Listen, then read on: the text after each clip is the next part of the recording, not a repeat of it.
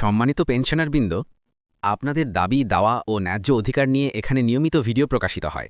আপনাদের কণ্ঠস্বরকে আরও দূর পর্যন্ত পৌঁছে দিতে এবং প্রতিটি আপডেট সবার আগে পেতে এখনই সাবস্ক্রাইব করুন। স্কেল বাস্তবায়ন হয় আল্লাহর রহমতে, তবে কি পিআরএল থাকা ব্যক্তিরা নতুন পে স্কেলের পেনশন পাবে নাকি পুরানো স্কেলে পাবে? আর যদি পে স্কেল বাস্তবায়ন হলে সবসময় স্কেলটা পরিবর্তন হয়ে যায়, সেটা যারা চাকরি থাকে তাদের জন্য এবং যারা পেনশনে থাকে তাদের জন্য, সবার জন্যই এটা বলবৎ থাকে। তবে যারা পেনশনে থাকে তাদের একটা নির্দিষ্ট সীমা করে দেওয়া হয় যে এর মধ্যে তারা পাবে।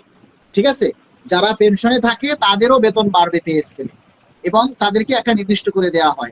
পিআরএল এ থাকলেও পুরানো পে স্কেল পাবে, পুরানো পে স্কেল পাবে না। পিআরএল এ থাকলে সবাই, পিআরএল এ থাকলেও সবাই নতুন স্কেলে পাবে, নতুন স্কেলে পাবে।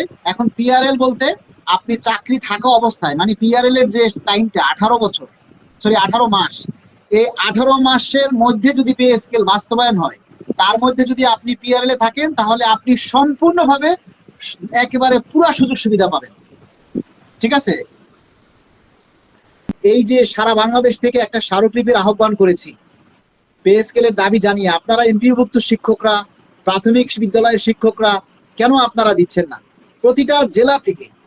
প্রতিটা জেলা থেকে আমরা এই স্মারকলিপি আহ্বান করার জন্য, দেওয়ার জন্য আপনাদেরকে আহ্বান জানাচ্ছি।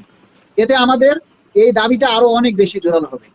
ঠিক আছে, 12 মান্থ না মালিক ভাই, 12 মাস না 18 মাস এখন পিআরএল 1 ইয়ার না ভাই, জানি ভাই, এখন 18 মাস। টিভি চ্যানেলগুলো আমাদের পে স্কেলের দাবি নিয়ে কম প্রতিবেদন করে, এরা কখনো ন্যায্য দাবির পক্ষে কথা বলতে চায় না। প্রমি আক্তার, এজন্যই তো আমাদেরকে কথা বলতে হয়, এজন্যই তো আমাদের কথাগুলি আপনাদেরকে বারবার বেশি বেশি শেয়ার করতে বলি, লাইক করতে বলি। কেন? কারণ কোনো মিডিয়া তো আর তাদের ঠেকা পড়ে নাই যে আমাদের দাবি নিয়ে তারা বেশি বেশি প্রচার করবে, তাই না?